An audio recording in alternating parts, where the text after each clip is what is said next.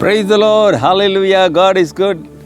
கர்த்தர் நல்லவர். இந்த காலை வேளையிலே உங்களை பார்ப்பதிலே மிகவும் சந்தோஷம். Today is 10th of July 2025 Thursday. இந்த அதிகாலையிலே சூரியன் உதயமாகும் இந்த நேரத்திலே ஆண்டவர் நோக்கி பார்ப்பது ஒரு சந்தோஷமான ஒரு வேலை. ஒப்பு கொடுங்க, கர்த்தர் பெரிய காரியங்களை செய்வார்.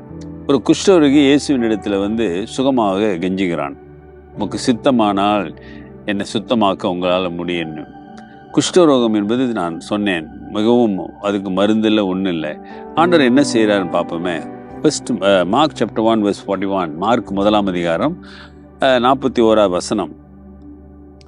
And Jesus moved with the compassion, but forth his hand and touched him, and saith unto him, I will be thou clean.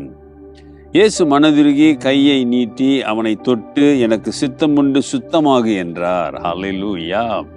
ஆண்டவருடைய அந்த எக்ஷனை பாருங்க, அந்த செயலை. அவன் எனக்கு சித்தம் இருக்கு, சரி நல்லா போ அப்படின்னு சொல்லி தான் நல்லா போயிருப்பான். ஆனால் அது செய்வது சுலபம், அது அவராலே முடியும். ஆனால் அவர் அப்படி செய்யவில்லை. இன்றைக்கு நாம் பார்க்கிறோம், மந்திர வித்தையெல்லாம் செய்கிறவங்களாம் அப்படி தான் செய்கிறான். ஆனால் இயேசுசாமி என்ன செய்கிறாரு? அவன் மேல் மனதுருகிறார். காரணம் என்ன? எவ்வளோ கஷ்டப்பட்டிருப்பான், எவ்வளோ தனிமையாக இருந்திருப்பான், எவ்வளோ வேதனைப்பட்டிருப்பான். அவன் மேலே பாசத்தோடு அவன் மேலே மனதுருகிறார். Compassion on him because is a loving God. அவனை பார்த்து சொல்கிறார், மனதுருகி கையை நீட்டி என்ன செய்கிறாரு? அவனை தொடுகிறார். குஷ்டரோகி கிட்டே போக மாட்டாங்க, அவனை ஒதுக்கி வச்சிருவாங்க. அப்படிப்பட்டவனை சுகமாகுவதற்கு முன்பதாகவே இயேசு ஏன்னா அது வியாதி ஒத்திக்கோன்னு நம்பினார்கள். ஆனால் இயேசு சுகமாகுவதற்கு முன்பதாகவே அவனை தொட்டு, எனக்கு சித்தம் உண்டு, நீ சுத்தமாகு என்று சொல்லுகிறார். ஹல்லேலூயா. ஐயா, கடவுள்னா இப்படிதான் இருக்கணும். ஒரு மன உருக்கத்தோடு அவனுடைய சூழ்நிலையிலே அவர் உள்ளவராய் அவனுக்குள்ளே போய் அவனை தொட்டு ஆறுதல் படுத்தி சுகப்படுத்துகிறார்.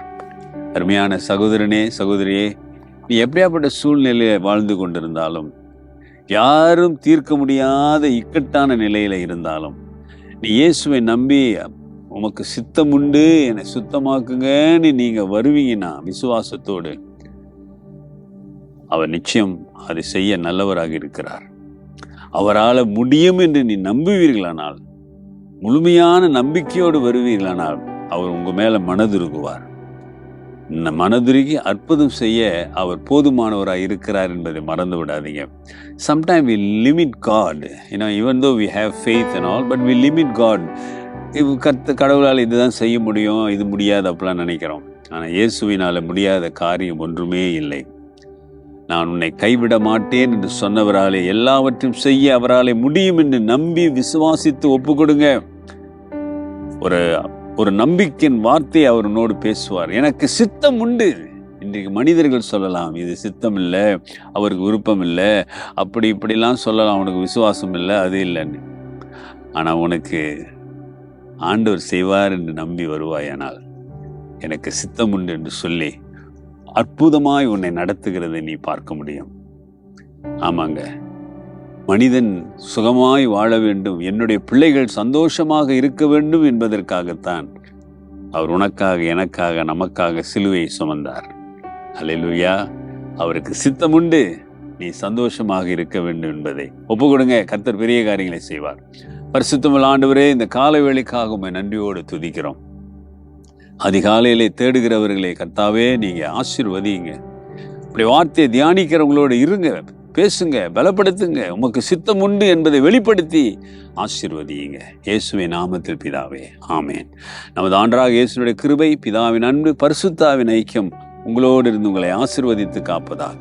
என் ஆத்துமாவே கர்த்தரை ஸ்தோத்திரி, என் முழு உள்ளமே அவர் பரிசுத்த நாமத்தை ஸ்தோத்திரி. என் ஆத்துமாவே கர்த்தரை ஸ்தோத்திரி, அவர் செய்த சகல உபகாரங்களை மறவாதே. ஆமேன். என் பிரதர் சிஸ்டர், என் சகோதரனே, சகோதரியே, அவருக்கு சித்தம் உண்டு, நீ சந்தோஷமாய் வாழ வேண்டும். Take care and God bless.